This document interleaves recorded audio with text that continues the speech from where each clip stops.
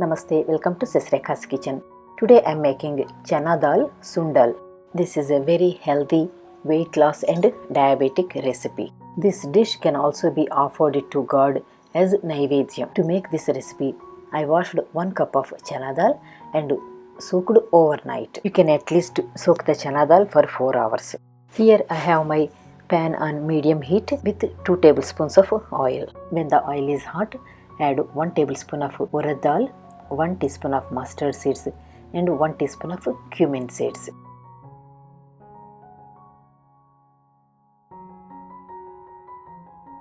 Stir them nicely.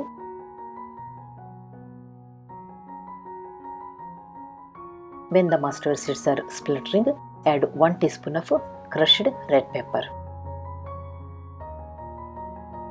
Stir it well and add a pinch of hing and curry leaves. Now go ahead and add the soaked chana dal to the seasoning.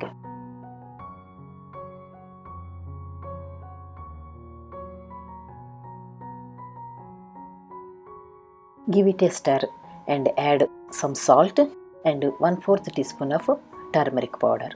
Stir them again. Now cover it and cook it in the low flame for about 5 to 7 minutes. If it is too dry, you can add a little bit of water. Check and see how the chana dal is cooking. Give it a stir.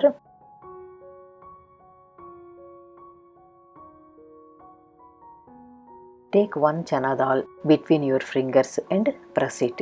If it is crushed nicely, it is done cooking. If it is not crushed, it is not done.